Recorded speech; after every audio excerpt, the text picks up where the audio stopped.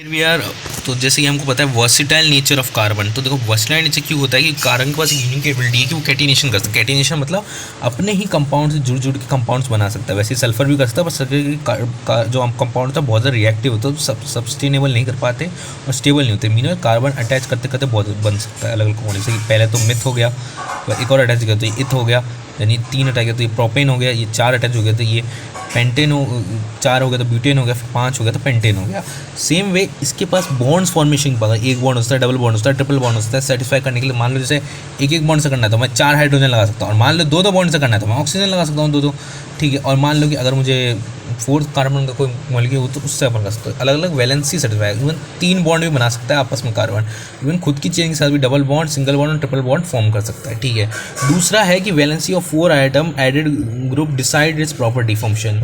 तो इसके अंदर जैसे कि जो एलिमेंट ऐड कर दिया, जैसे किसी OH ऐड कर दिया गया, जैसे कि डबल बॉन्ड OH ऐड कर दिया, जैसे कार्बोक्सिलिक है, ये अपना अल्कोहल है, तो ये जो ग्रुप है जो अलग से इसमें ऐड होता है, जो क्लोरीन है, ब्रोमीन है, ये जो अलग अलग से ऐड होता है, ये इसकी प्रॉपर्टी डिसाइड करेंगे। इसके कारण ये अबंडेंस में पाया जाता है और रिएक्टिविटी को भी स्टेबल करता है, स्टेबल करता है, और ये फंक्शन उसके अलग प्रॉपर्टी को डिसाइड करता है। क्योंकि 4 है तो ये अलग अलग टाइप से अलग अलग प्रॉपर्टी से अटैच हो सकता है। एट द सेम टाइम अलग अलग टाइप के एटम्स होते हैं, जैसे ट्राइवेलेंट भी है, मोनोवेलेंट भी है, क्वाड्रिवेलेंट भी है, ऐसे अलग अलग टाइप के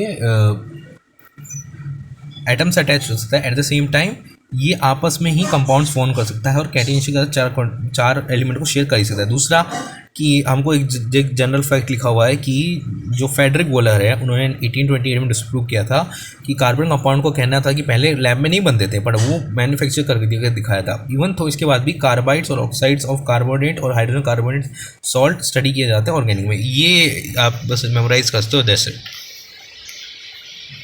तो 4 वैलेंट जो टेट्रावैलेंट जो होता है, जैसे कार्बन है, तो वो 4 अलग अलग आइटम्स का फॉर्म कर सकता है, या फिर कोई ऐसा बॉन्ड जो आता हो सेटिस्फाई कर दे, वो खुद के साथ फॉर्म कर सकता है।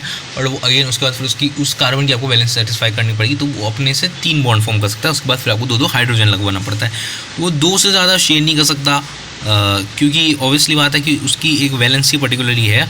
चारों बॉन्ड अपने साथ ही बना लेगा तो वो एकदम ओवरलैप कर देंगे, इसलिए वो अनस्टेबल होता है। इसलिए CO2 आमतौर पर एग्जिस्ट नहीं करता, बट बाकी प्रॉपर्टीज के कारण 3 बॉन्ड तक हम जा सकते हैं। तो ये एक कारण हो गया। उसके साथ साथ एक एलिमेंट हो गया, चेन बन सकती है, फंक्शन ग्रुप डिसाइड होते हैं। एट द सेम टाइम सबसे मेन चीज़ है कि जो कार्बन है वो और कंपाउंड से ऐड होकर अपनी 4 वैलेंसी को फुलफाई करने के लिए 4 इलेक्ट्रॉन को ले सकता है, 4 अलग अलग एटम्स को अपने साथ अटैच करता है। तो इसके कारण अलग अलग उसके और नंबर ऑफ एटम्स एग्जिस्ट करते हैं। इवन ये नंबर इतने ज़्यादा है कि बाकी सारे कंपाउंड्स के भी नंबर से कहीं मल्टीपल टाइम्स ज़्यादा है। तो ये फैक्ट्स का एक कह सकते हो हमारे चैप्टर के अंदर है।